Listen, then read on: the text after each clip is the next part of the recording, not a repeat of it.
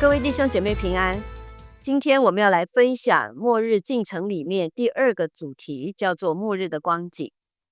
那在末日的光景里面有好几个主题，我们今天先来分享在末日的光景里面的社会现象。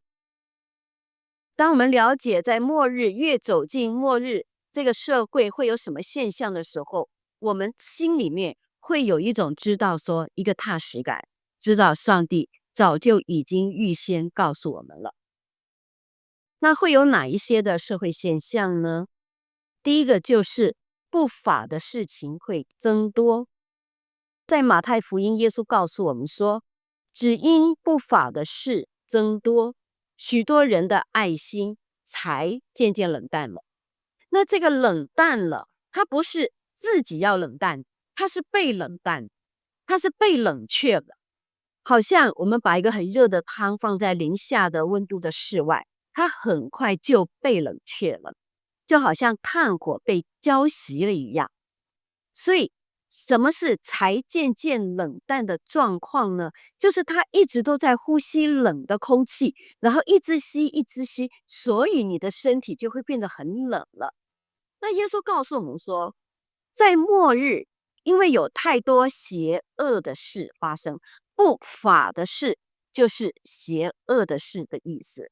那有太多的邪恶的事情发生了以后，让很多原本想要有一番作为、为社会有一番贡献的人呢，他的心就被冷却了，那股热诚的火呢就被浇熄了，没有动静了。那什么是不法的事、邪恶的事？保罗就告诉提摩太说，你要知道哦，末世的时候必有危险的日子来到。为什么会有危险的日子来到呢？那个时候的社会状态是什么呢？他们是专顾自己，贪爱钱财，自夸、狂妄、放赌，违背父母，忘恩负义，心不圣洁，无亲情，不解怨，好说谗言，不能自约，性情凶暴，不爱良善，卖主卖友，任意妄为，自高自大，爱厌乐，不爱神。提摩太后书3章1节所说的，你该知道末世必有危险的日子来到。那这个危险指的不是你的生命的危险，而是说你会有一段很艰困、很艰难的日子。也就是说，当我们在面对这样的社会、这样的人心的时候，耶稣教导我们说，唯有忍耐到底的，必然得救。那这个得救指的不是得永生的那个得救，而是在患难中必得到神的拯救。那你为什么要忍耐呢？那我的体会是，因为邪恶、背道、颠倒是非黑白、争凶斗狠的事，已经是当下世界的自然风向，社会的主流、社会的形态。这些背道的事是一个司空见惯的社会现象，大家都已经适应了，会觉得这就是这样啊，一般你要怎样？但是耶稣却对于属他的人说，你要忠于所托，你要甘于寂寞。也就是说，你不要为了迎合世人的价值观，以至于你去同流合污。那就像保罗对提摩太所说的，这些人他是有一个敬虔的外貌，却背了敬虔的实意。那这些人你要躲开。也就是说，你不要为了得到这些人对你的认同、对你的接纳，把你当哥们，把你纳入他们的群体，以至于你就跟着他们走在这条悖逆的道上。也就是说，如果你不跟他们一起同流合污，你所能够做的就是你要离开他们的行为，你要离开他们的同伙。所以耶稣说，他要属他的人能够一直忍耐着，你可能被孤立，你可能被排挤，你会不被认同，你会被耻笑、被羞辱，你没有办法被一个团体所接受，你所做的每一个行为，在别人看来你就是一个怪异的人，不入流的人。但是耶稣说，你情愿要坚守信仰，你仍然要托付着维持着耶稣所给我们的托付。因为这个缘故，所以保罗说这个是一个艰困艰难的日子，因为你要在这个邪恶中把自己分别出来，这是要付上极大的代价。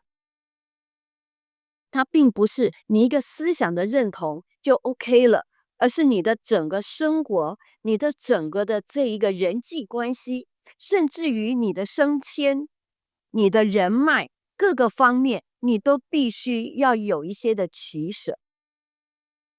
那马太福音24章12节说，只因不法的事增多，许多人的爱心才渐渐冷淡。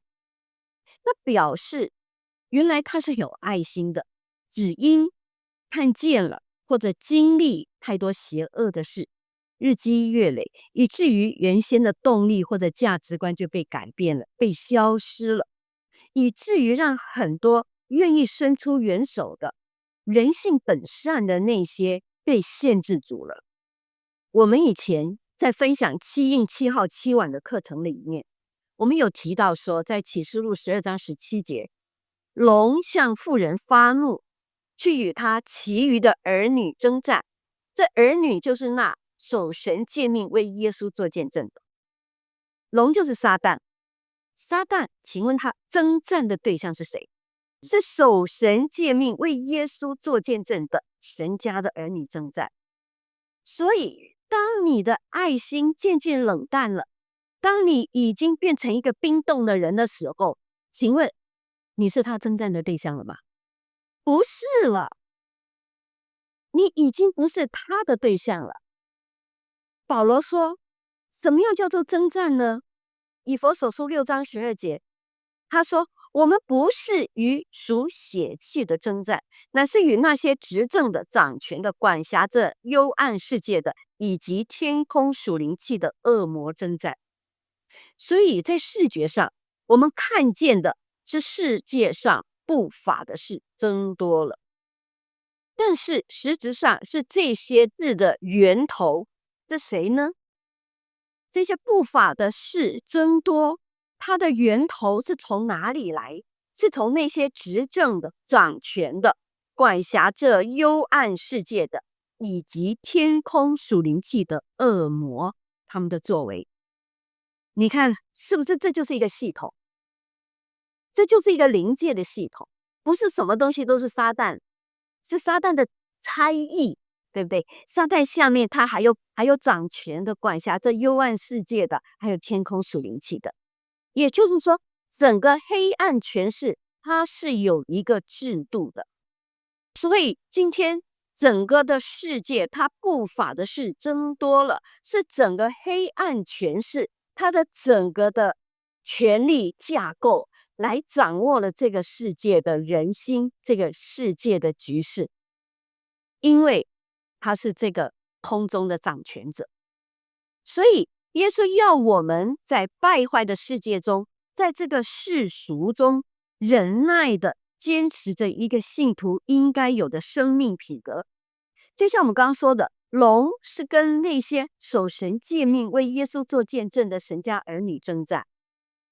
这些神家儿女的特征，他必定是守神诫命为耶稣做见证的生命品格。如果你没有这个生命品格，你也不会是他要征战的对象。耶稣说的，唯有忍耐到底的，必然得救。有这样生命品格的人，耶稣说的必然得救，是个怎么样的得救方法呢？我们刚刚所说的，他不是灵魂得救的那个得救，而是你在艰难中，神要拯救你的这一个拯救。前我们在启示录12章14节有讲到说，于是有大鹰的2个翅膀赐给妇人，叫他能飞到旷野，到自己的地方躲避那蛇。他在那里被养活1载、2载、半载。启示录12章6节说，妇人就逃到旷野，在那里有神给他预备的地方，使他被养活1260天。这边说答应的翅膀给了妇人，叫她能够飞。于是呢，妇人就飞到了旷野。旷野那边有什么？有神为她预备的地方，让她养活了3年半。妇人指的是谁？就是教会。大鹰的2个翅膀是什么呢？在天使吹第4号的时候，就是启示录8章13节，这边有说到说，我又看见一个鹰飞在空中，并听见他大声的说，你们住在地上的民，祸哉祸哉祸哉。所以这个鹰是什么？是宣告地上将要面临一个极大的灾祸。他讲了3次祸灾。那我们在之前的课程里面，我们有讲到这3次祸是什么样的祸。所以在这个是宣告祸灾祸灾祸灾，地上要开始了这个祸。但是这边又说大鹰的2个翅膀要赐给妇人，也就是这个宣告祸灾，地上要开始有祸灾的这一个鹰，他把他自己凌驾在灾难之上的这个翅膀赐给了教会。意思就是神会亲自的隐藏教会，神会为教会在大艰难中躲避而预备地方。所以在启示录12章14节这边讲到被养活，12章6节被养活代表你是被动的，上帝要养活你。这个呢，就是耶稣所形容的，唯有忍耐到底的必然得救。为什么？因为你有这样子的生命品格，你并没有在这个世俗这一个艰难当中随波逐流，你仍然是坚守着自己一个分别为圣的应该有的态度。